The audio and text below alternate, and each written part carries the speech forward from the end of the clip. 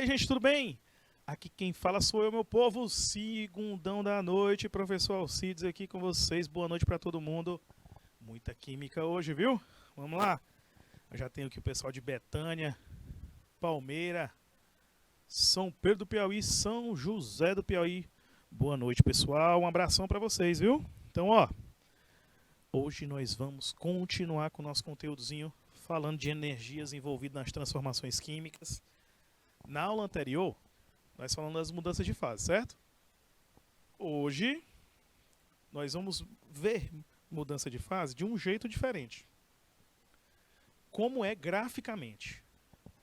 Como a gente analisa uma mudança de fase graficamente? Porque assim, ao olho nu, analisando, a gente só olha para o estado, né?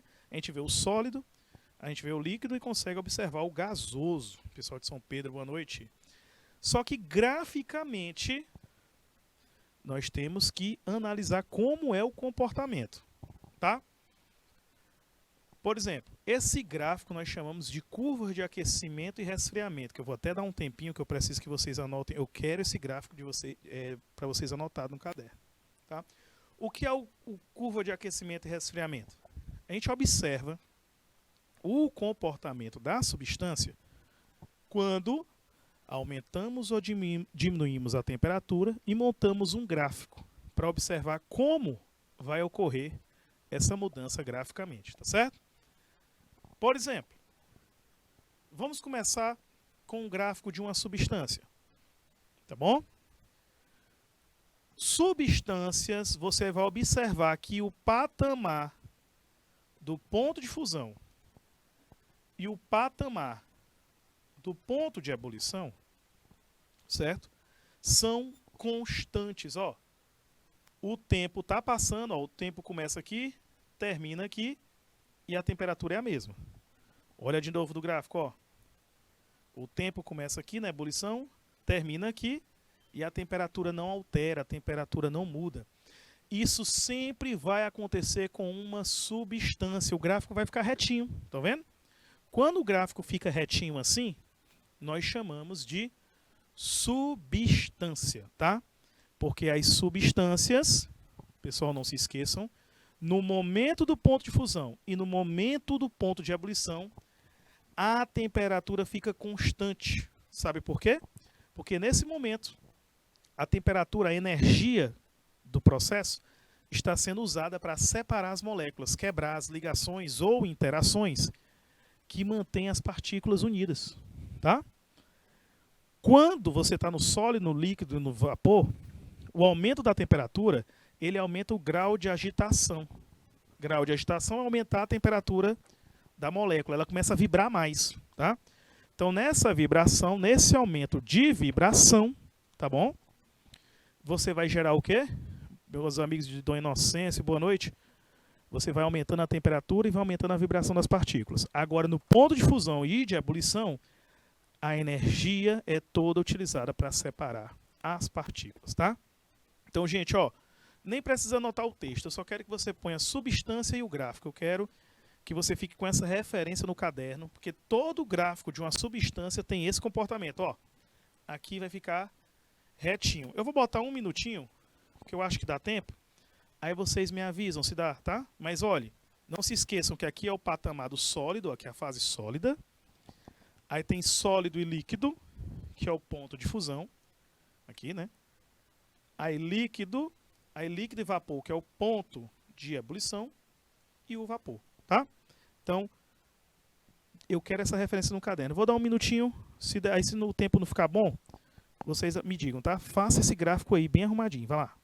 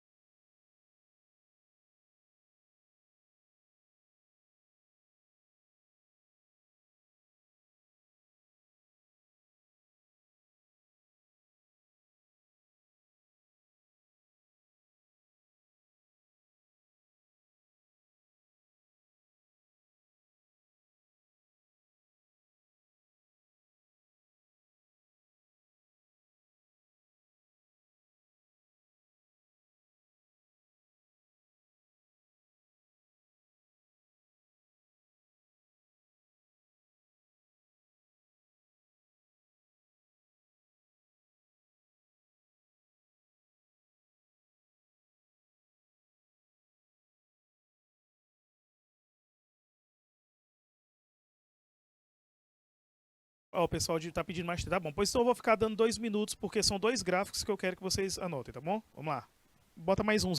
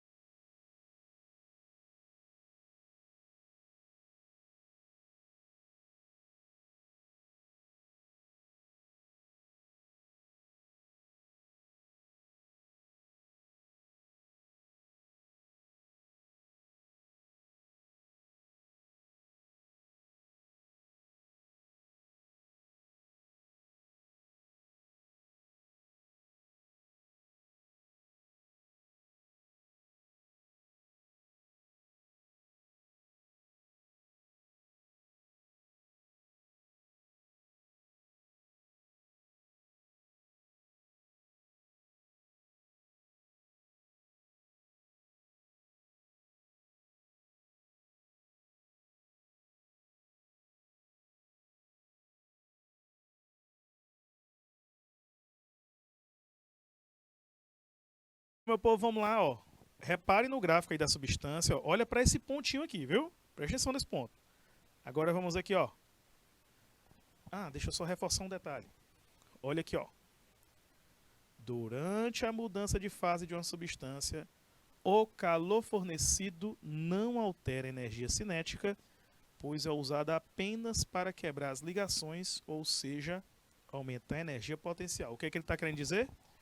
Que quando atinge o ponto de fusão e o ponto de ebulição, toda a energia aplicada é utilizada na separação das ligações e interações que mantêm as partículas unidas, tá bom?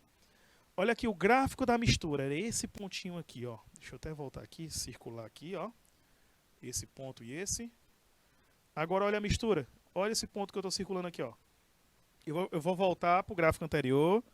Observem, está retinho ali, né? Ó, constante. O próximo gráfico está inclinado.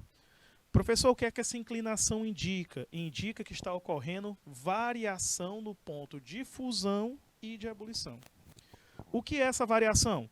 Significa que, ó, começa aqui, termina ali, e a temperatura muda, tá? Porque em uma mistura nós temos mais de uma substância. E essas substâncias elas vão ocorrer o que, pessoal? Elas vão ter pontos de fusão e ebulição diferentes.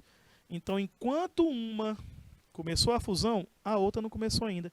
Então, um gráfico vai ter essa inclinação, tá? Quando ocorre tanto a inclinação no ponto de fusão como no ponto de ebulição, aí nós chamamos de mistura e dá para ver claramente aqui a diferença, ó. Inclinado, quando a gente volta, ó, tá aqui tá retinho, não é, ó? Tá vendo? Quando tá retinho assim, nós temos substância, é constante. Inclinou, mistura, tá bom? Esses 2 gráficos que eu quero de referência, por isso que eu estou dando tempo para vocês anotarem no caderno. Vamos lá. Anota esse aí também. 2 minutinhos. O pessoal de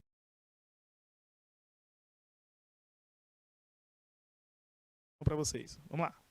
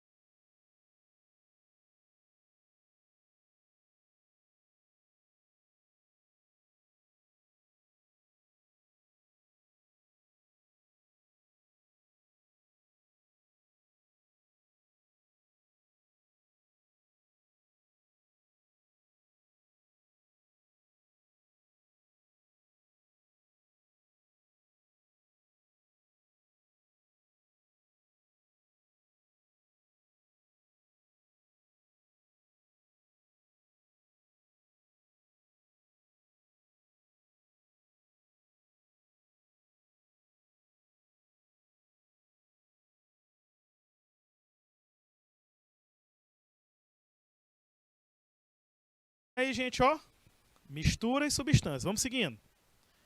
Aqui são os gráficos de substâncias que têm comportamento especial, tá bom? Que são poucas, tá? Aparece pouco, mas tem que mostrar. Que são as misturas eutéticas, que um exemplo é a solda, tá? A solda, que é utilizada pelos metalúrgicos. Por quê? Ela tem o ponto de fusão constante, ó, ponto de fusão constante, beleza? Já o ponto de ebulição, ó, ele varia. Beleza? Então, tem um ponto de fusão constante e um ponto de ebulição que varia. De novo, se o ponto de fusão da mistura for constante e só variar a ebulição, aí você tem uma mistura eutética, tá certo? Agora, a mistura azeotrópica, que é o caso dessa mistura de água e etanol, álcool etílico, em 96% de um e 4% do outro, o ponto de ebulição ele é fixo, ele é constante. Mas o ponto de fusão varia. Beleza? Certinho aqui, gente, ó. O ponto de fusão varia, o ponto de ebulição ele é constante. Esses são os dois últimos gráficos aqui, que eu vou dar um tempinho para vocês anotarem, para aí a gente fazer uns exercíciozinhos, tá bom? Antes, eita, eu mexi errado aqui. Mas antes eu vou falar um pouquinho também de alotropia. Então, ó, eu vou dar 2 minutinhos nesse gráfico e no outro. Fiquem com esses gráficos quando a gente for fazer o exercício. Eu quero essa referência, tá bom? Vamos lá.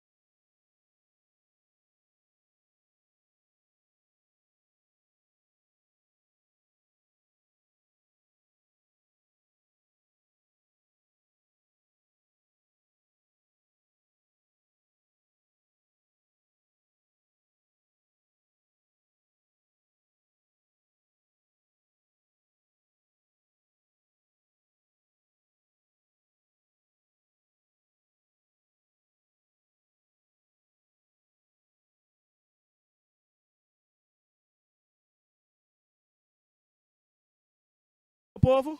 Aí foi a mistura azeotrópica e eutética. Então vamos seguindo aqui, ó. Olha essa perguntinha que eu vou mandar para vocês. Todo mundo ligado aí, ó. Pessoal de Betânia, Campo Largo, Dom Inocêncio, Palmeira, Paulistana, Ribeira do Piauí, São Pedro do Piauí, ó. Um sistema formado por um tipo de elemento químico pode ser uma mistura? E a resposta é sim, porque existem as substâncias alótropas, a alotropia. Eu sempre gosto de falar de alotropia quando chega nessa parte do assunto, por causa de um pequeno detalhe. Quando nós estamos falando de mudança de fase, nós estamos falando de estruturas. Quando se fala de estruturas, existem algumas substâncias, tá? Que a mudança de estrutura delas, ela só muda a estruturação. Ela não faz uma mudança muito grande e ela vira uma outra substância, tá? Então a alotropia é um fenômeno, tá? No qual um mesmo elemento químico forma duas ou mais substâncias diferentes e a maioria isso não acontece. Como assim? Uma substância simples, tá? Ó, o oxigênio, ele forma o O2 e o O3. Geralmente, os elementos químicos da tabela periódica, quando formam uma substância simples, só formam uma. Aí, quando ele forma outras substâncias, aí são compostas, que é a combinação de vários elementos, tá bom? Existem vários casos, do titânio, do ferro, polônio, cério, selênio, estânio, arsênio, antimônio, mas os mais comuns são oxigênio, carbono, enxofre e fósforo. Quando chega nesse assunto, tem uma historinha, pessoal, na química. Eu já procurei, já pesquisei, tá? E essa história sempre ela é contada de uma maneira parecida. Agora é engraçado que eu nunca encontrei uma confirmação para ela, que é a história do estânio. Tem até um livro chamado Os Botões de Napoleão por causa dessa história. Por quê? Dizem que Napoleão, quando foi para a guerra, né, contra os russos, ele sempre queria um uniforme impecável. E ele mandou botar botões de estanho na roupa dos soldados. Botão bonito, porque o estanho, gente, ele é um metal que quando você lustra ele, ele brilha bastante. Só que tem dois tipos de estanho. O estanho branco e o estanho cinza, que são os alótropos, certo? Eles são alótropos. O estanho cinza, ele não é muito bacana. Ele é quebradiço quando fica muito frio. O branco não, é o que é resistente. Só que nessa época o povo não sabia e foi utilizado estanho cinza na fabricação dos botões. Olha o que eu falei, ele fica quebradiço no frio. Pois foi, depois disse que foi pra guerra lá. Chegou na Rússia, meu filho. Frio danado. Inverno russo. O que é que aconteceu com os botões, meu amigo Maioli? Quebraram.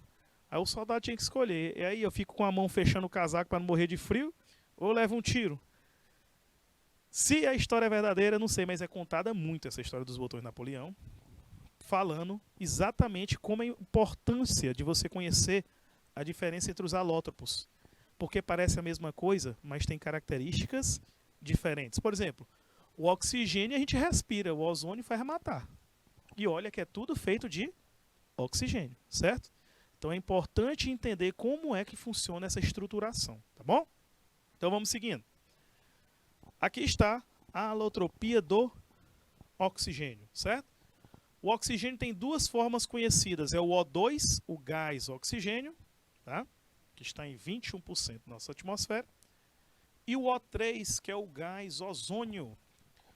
O gás ozônio, ele é formado na ionosfera e ele tem a grande vantagem de nos proteger dos raios ultravioletas do tipo C.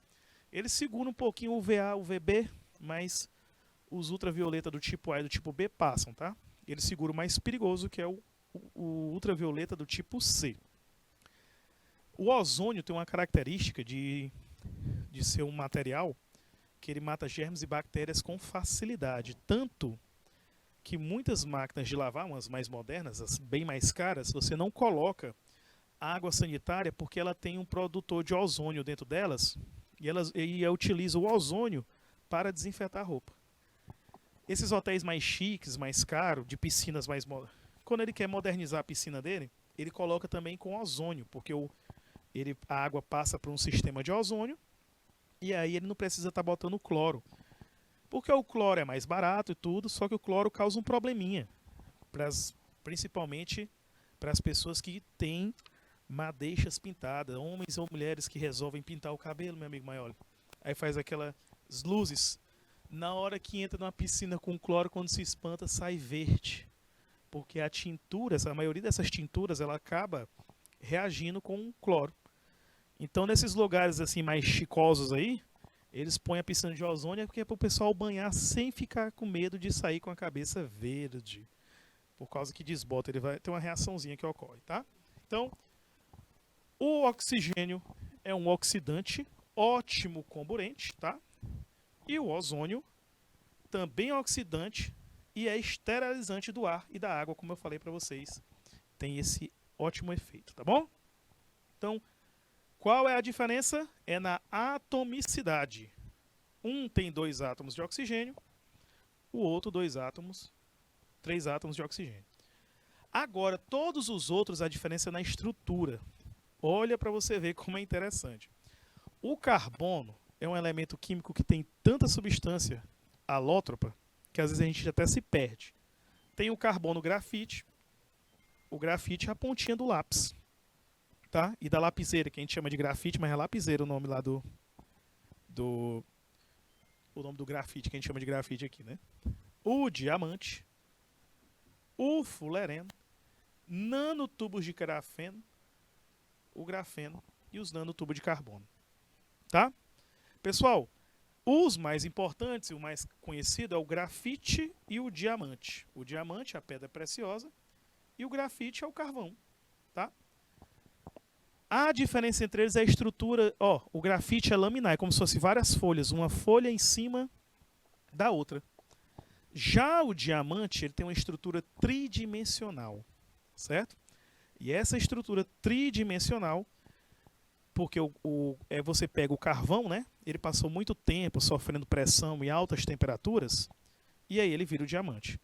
Tanto que o diamante sintético ele pega o carvão, carbono grafite, aumenta a temperatura sobre alta pressão, aí faz o diamante industrial, que é o que é produzido em laboratório, certo? Não é o diamante natural, o diamante sintético, porque aí ele muda a configuração. Ó. Mudou a estrutura, virou outra substância. Olha aqui os outros. O fulereno. O fulereno ele parece uma bola de futebol. Ele tem 60 átomos de carbono. Ele tem esse nome por causa do matemático que descobriu ele. Fuller. Aí pegaram o sobrenome dele e colocaram o nome. Os nanotubos de carbono são sequências de folha de carbono que podem ser colocadas, pode ser um tubo, 2, eles são utilizados de diversas maneiras, tá? Faz a fibra de carbono, que é altamente resistente e muito leve. Do mesmo jeito, o grafeno, tá? Tanto o grafeno como os nanotubos de carbono, eles têm uma estrutura semelhante, mas características diferentes. Eles são ultra finos e ultra resistentes. Por exemplo, uma bicicleta feita com fibra de carbono. Fibra de carbono são pegadas são obtidas a partir desses materiais, sabe, gente? Ó, é por isso que é caro uma bicicleta daquela. Acho que dá uns 50 mil uma bicicleta daquela com fibra de carbono, que ela é tão leve que o peso da bicicleta você levanta só com o seu dedo midinho. Esses carros mais caros, uma Ferrari, uma Lamborghini, geralmente o cockpit, a parte onde está o motorista, ela é tipo uma caixa feita de fibra de carbono e toda fechada de alumínio. Exatamente a parte mais resistente para proteger você em caso de acidente. O restante é todo de alumínio que é para absorver o impacto. Tá? Então são materiais extremamente resistentes. Okay? O enxofre tem 2 tipos. O rômbico e o monoclínico. E a diferença está onde? Olha aí, ó. Na estrutura. O rômbico tem essa forma aí, ó. Ortorrômbico, é o formato dele, o rômbico, né? E o outro parece um prisma, o monoclínico, certo? O monoclínico, ele é tipo em pó. Você encontra ele como se fosse um pó. O rômbico parece um cristal. Certo? Cristal. Enxofre. Fedorento, meu filho. Esse bichinho aí, quando forma uma substância de enxofre, Pensa no negócio podre.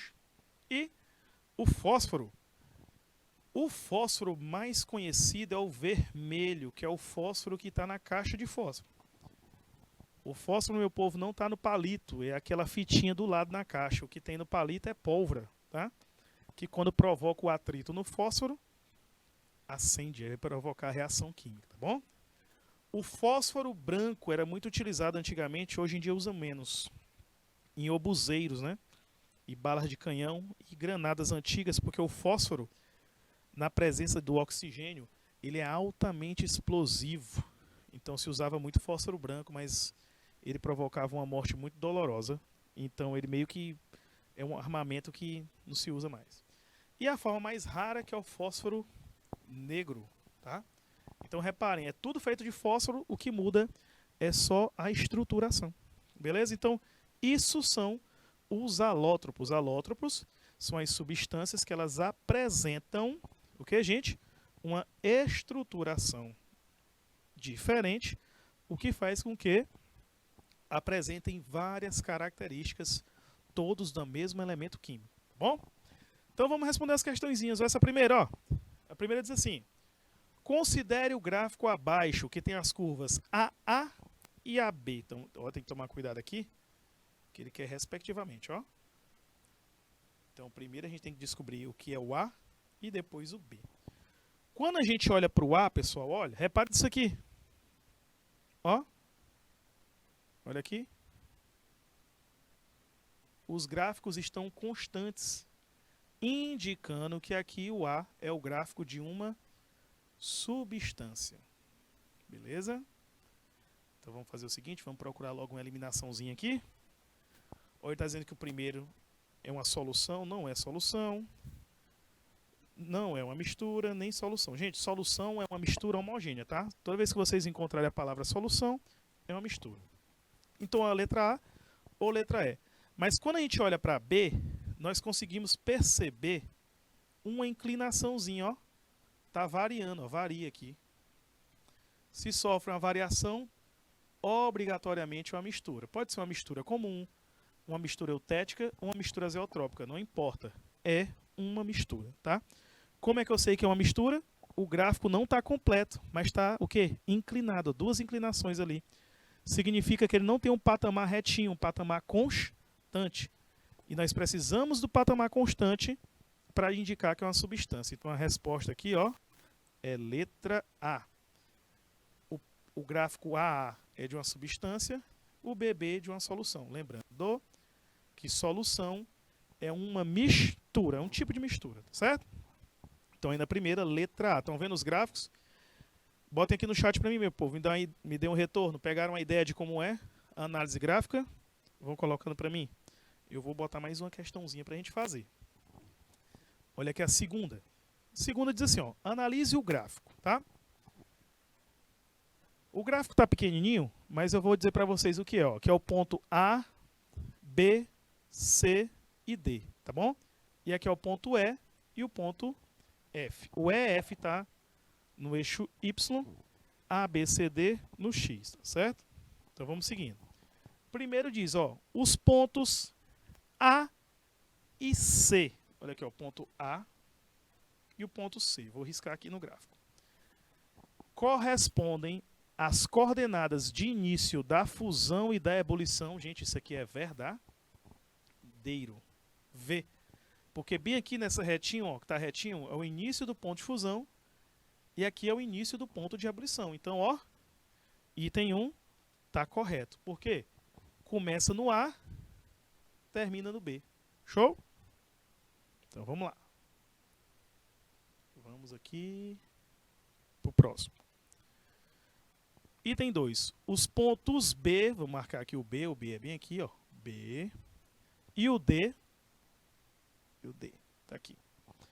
Corresponde à mudança de estado físico da substância. Bom, gente, a mudança de estado físico, ela ocorre entre A e B e entre C e D.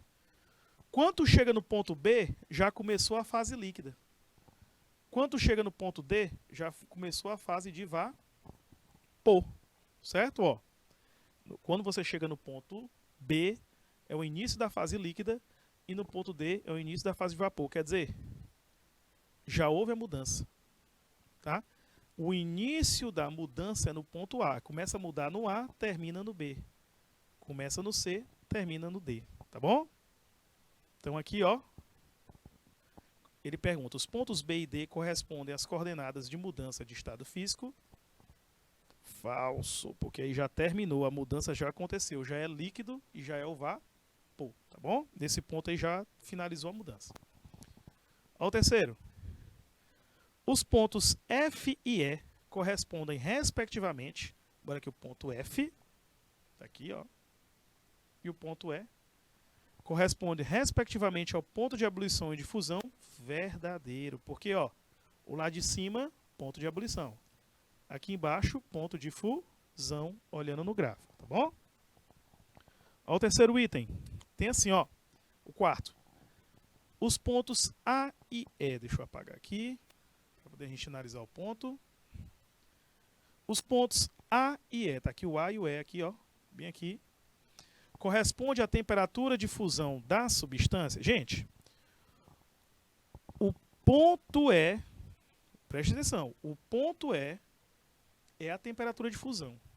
O ponto A é o tempo do processo. Ele não corresponde à temperatura de fusão, ele corresponde ao tempo. O tempo que o processo ocorre, ó. Tempo em minutos. Temperatura é só o E, tá bom? Então aqui é falso. E o último pergunta a mesma coisa e é falso, tá bom? Deixa eu apagar aqui. Então fica VF, VFF. Show? Tranquilinho aqui? Agora eu quero que vocês tentem. Essa daqui tá facinho, tá bom? Vamos lá, meu povo. 2 minutinhos. Coloca pra mim aqui no chat. Vamos lá, pessoal de Betânia, Campo Largo, Dona Inocência, Oeira chegando agora. Palmeira, Paulistana. Vamos lá, gente. Ribeira, São Pedro. Coloca no chat pra mim. O que acham dessa sequência?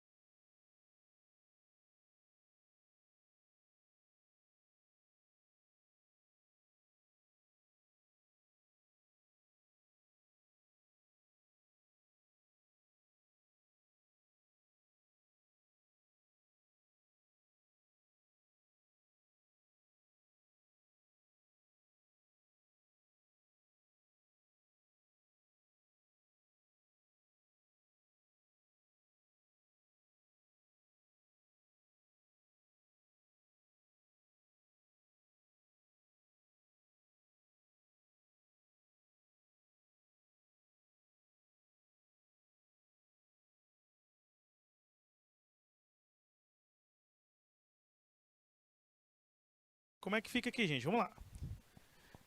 Primeiro item do gráfico. O gráfico é de resfriamento, né? Que está diminuindo, ó. Dá para ver claramente a temperatura diminuindo, tá? Aí tem um ponto A, B, C, D e E. Ó, estado gasoso, líquido e sólido. E entre eles está o ponto de fusão e o ponto de ebulição. Então o primeiro item diz, ó, o fenômeno que ocorre na região B é a curva de solidificação. Gente, ó, no ponto B aqui é o ponto de ebulição. Ele está condensando, então esse item aqui está falso. Ali está acontecendo uma condensação, está saindo do vapor para o líquido, tá? Segundo, na região C da curva, há somente fase sólida, ó, a região C aqui, ó. Esse daqui é a fase líquida. Então, também está falso quando ele diz que é fase sólida, certo? 3. Nas regiões B e D da curva, a temperatura permanece constante. Aí é verdadeiro. Por quê? Se você observar, o ponto B e o ponto D, a temperatura estão constante porque é o ponto de fusão e o ponto de ebulição. Então vai permanecer constante aí, sem problema nenhum, tá bom? E o último item tem, na região D da curva, coexistem as fases sólidas e líquida, também é verdadeiro, porque aqui é o ponto de fusão ou solidificação, já que está resfriando, e nesse momento o sólido e o líquido coexistem. Enquanto está ocorrendo a fusão, sólido e líquido coexistem, estão juntos, tá? Enquanto está ocorrendo a ebulição, líquido e vapor. Tanto que a água fervendo, você está vendo o vapor saindo e a água, você consegue ver os dois estados ao mesmo tempo. Quando uma pedra de gelo está derretendo, você está vendo o gelo e a água em volta dela, porque está ocorrendo a mudança, certo? Então, vamos seguindo. Olha essa quarta aqui. Diz assim, uma substância sólida é aquecida continuamente. O gráfico a seguir mostra a variação de temperatura aqui nela, tá certo? Olha lá, ó. O ponto de fusão e o ponto de ebulição e o tempo durante o qual a substância permanece no estado líquido são, respectivamente, olha aqui, ó. Seguinte. O ponto de fusão está bem aqui, ó. O ponto de ebulição está aqui, tá? O ponto de ebulição é 150 graus. O ponto de fusão está aqui um pouquinho acima de 50, em torno de 65. Certo? Então a gente já descobriu o ponto de fusão e o ponto de ebulição. E o período que fica líquido, ó, o estado líquido está aqui, ó. Começa no 20 e fica entre o 20 e o 30, que deve ser em torno de 25 minutos. Então o estado líquido fica entre 20 e 25, é um total de 5 minutos. É só uma análise do gráfico, tá vendo? Eu peguei o gráfico e analisei cada ponto. Como que eu fiz? Eu sei que as duas partes que estão constantes, a de baixo é o ponto de fusão e a de cima é o ponto de ebulição. Então a gente só olha para o eixo da temperatura e descobre a temperatura dela. Ó, ponto de fusão, 65. Ponto de ebulição, 150. Aí ele pede o tempo que a substância ficou no estado líquido. Aí nós temos que lembrar aqui embaixo, ó, esse pontozinho aqui é a parte sólida, aqui é líquida, e quando continua aqui, ó, é a fase gasosa ou vapor, lá em cima. O líquido fica ali, ó, entre o ponto de fusão e o ponto de ebulição, e ele acontece entre o tempo 20 e 25, resumindo 5 minutos. Então, a alternativa correta, vamos lá, o ponto de fusão é 65, ponto de ebulição 150, e o tempo que permanece é de 5 minutos, então da letra D. A resposta correta aqui na questão 4, certo? Pessoal, nosso tempo do primeiro horário está encerrando. Tem uma pausazinha rápida, 2 minutinhos. A gente volta já e continua aqui fazendo as questões, tá bom? Voltamos já.